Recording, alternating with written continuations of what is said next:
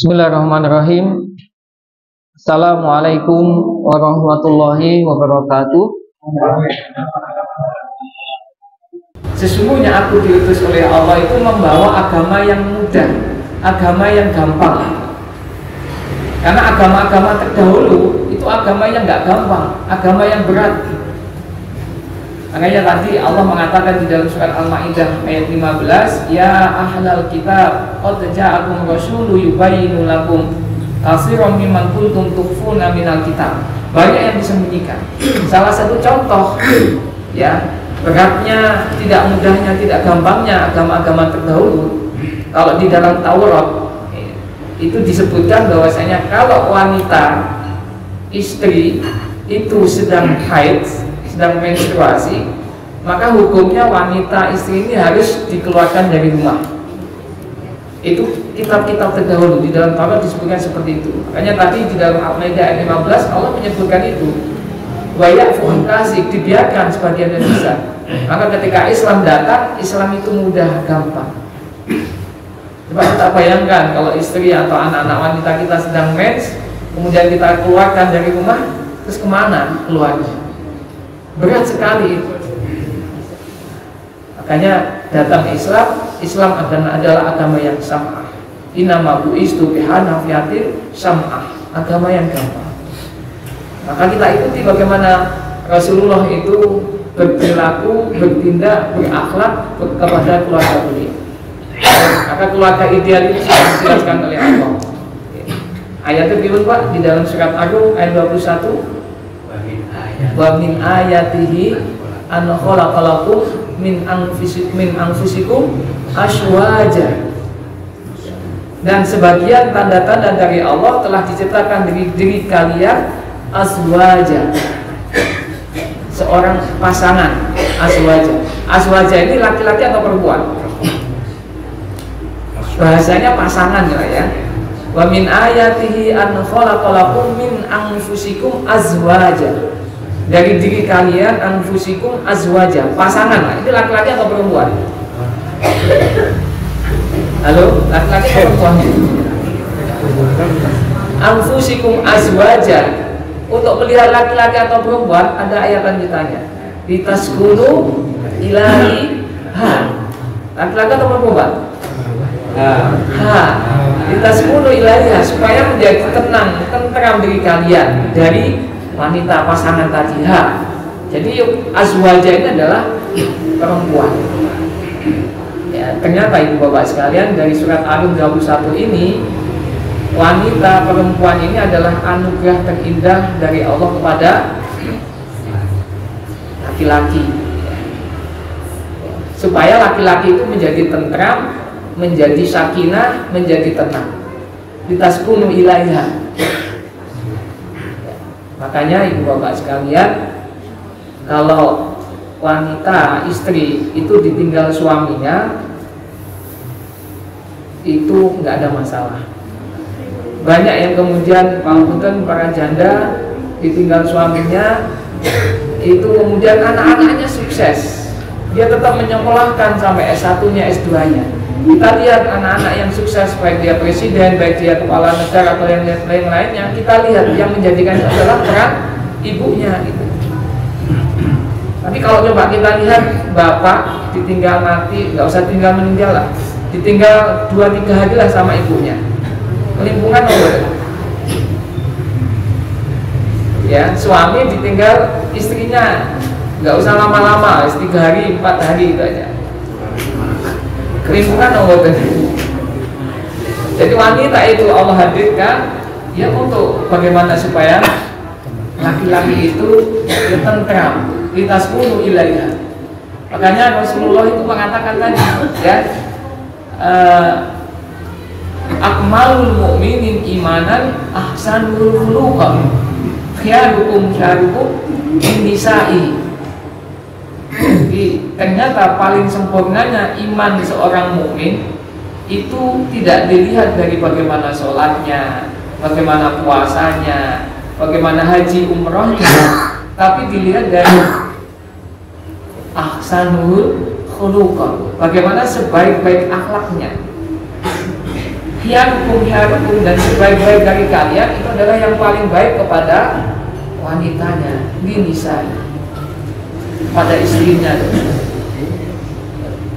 Maka ibu bapak sekalian, khusus pada bapak-bapak juga yang disediakan, diturunkan oleh Allah para istri, para wanita, itu menjadi sesuatu yang bagaimana kita bisa memberikan yang terbaik, ya, menghormatinya, menyayanginya, mencintainya. Maka dari itu ketika Rasulullah tunjukkan bagaimana akhlak beliau kepada istri-istri beliau itu luar biasa menyayangi istri-istrinya. Kita lihat saja misalkan salah satu contoh ketika Rasulullah habis pergi dari luar, dikisahkan perginya dari luar ini adalah pergi dalam perjalanan yang berat, entah itu peperangan atau perjalanan jauh. Begitu kemudian datang di rumah, disambut sama Aisyah radhiyallahu anha. Ketika disambut Aisyah radhiyallahu anha, kemudian Aisyah langsung mengambilkan minuman. Rasulullah diminta duduk, kemudian Aisyah mengambilkan minuman, kemudian disediakan untuk Rasulullah di atas meja. Begitu melihat minuman, Rasulullah langsung ambil minuman itu dan meminumnya. Ketika meminumnya, Aisyah radhiyallahu anha itu terkaget-kaget. Kok Rasulullah nunjuke mboten kados biasane. Biasane pun begitu Rasulullah nunjuk satu celebukan, kemudian gelas ditaruh, gantian Aisyah yang kemudian meminum. Dan Rasulullah meminumnya itu tepat di bibir, di gelas bekas bibirnya Aisyah radhiyallahu anha. Kenapa sampai sedetail itu, Pak? Minumnya di gelas bekas bibirnya Aisyah, sehingga Aisyah tahu, oh ternyata suamiku perhatian, oh ternyata suamiku sayang kepadaku, sampai-sampai masalah menempatkan bibir di gelas aja dia mencari di mana dulu istrinya meminum di gelas itu. Saat ini waktu nopo belum selesai di situ, Aisyah terkaget-kaget. Biasanya nonton tak gentosan ini. Tapi saat itu Rasulullah langsung minum, cukup, kemudian disisakan sedikit, kemudian ditinggal di atas meja, kemudian berdiri dan pergi dari tempat duduknya. Kemudian Aisyah punya perasaan yang gak enak, kemudian diambil gelas tadi dan kemudian diminum sisanya sedikit sama Aisyah. Begitu kemudian meminum sisa sedikit dari gelas yang ditinggalkan oleh Rasulullah, Aisyah langsung mengatakan, astagfirullahaladzim, ternyata tadi yang saya masukkan saya kira gula, ternyata umpama sing dipadosi sing diparingi ngaten iku panjenengan kuwi kok panjenengan. Jadi perang dunia napa mboten gitu. Tapi Rasulullah mendiamkan, Pak, terus meminum, menghormati bahwasanya istrinya mungkin sedang capek, istrinya mungkin sudah kelelahan dan lain sebagainya. Itu tugas suami, Pak. Bagaimana suami itu ketika beliau ditunjukkan oleh Rasulullah dandani jahit pakaian sendiri, dandani sandalnya. Tugas para wanita itu kan hanya 4, Pak. Jadi ngepel, nyuci, masak, itu bukan tugas ibu-ibu, bukan tugas wanita, bukan tugas istri, ya. Tapi tugas suami. Tugas istri itu hanya sholat, kemudian puasa, tutup hijab, ya, kemudian taat kepada suami. Ya, kalau tutup hijab, sholat, puasanya selesai. Yang berat taat kepada suaminya. Kalau suaminya minta suruh masak, kalau suaminya minta untuk ngepel, kalau suaminya minta untuk nyuci piring, ya laksanakan kayak gitu, taat pada suami. Tapi intinya bahwa suami berperan luar biasa. Ini, Pak. Jadi akhlak Rasulullah itu paling baik kepada istri. Maka bagaimana kita diingatkan kita 10 ilaiha supaya tenang, tentram. Dan tenang dan tentram itu adalah bagaimana kita menyikapi kepada istri kita dengan minimal ya tadi sebagaimana Rasulullah itu ketika pulang ke rumah ternyata rumahnya pun tutupan dan ternyata dilihat diperkirakan Aisyah dan istri beliau sudah tidur. Rasulullah nggak berani untuk ngetuk pintu Terpaksa beliau harus tidur di luar. Sakit Pak, nanti itu.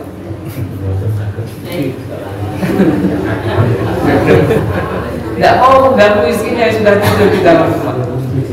Ya, mendingan saya tidur di luar, tapi istri saya bisa tenang di dalam rumah, tidak terganggu. Itu akhlak Rasulullah.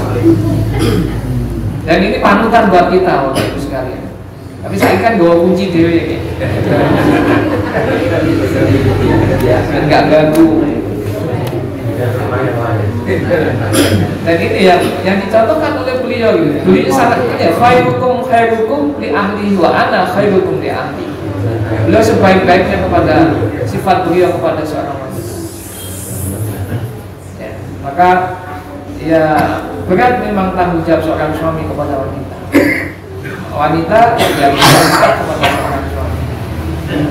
Itu. Yang kedua adalah mawadah. Litaskunu ilaiha wa ja'alnahum mawadah. Mawadah ini adalah cinta. Bentuk cinta itu bukan hanya sekedar yang orientasinya kepada seks saja, enggak. Tapi bagaimana cinta kita atas nama cinta kepada Allah. Kita membangun mahligai keluarga, suami cinta kepada istri, istri juga cinta kepada suami. Jadi kalau sudah cinta, itu kata siapa Pak? Kayak kucing rasa coklat itu.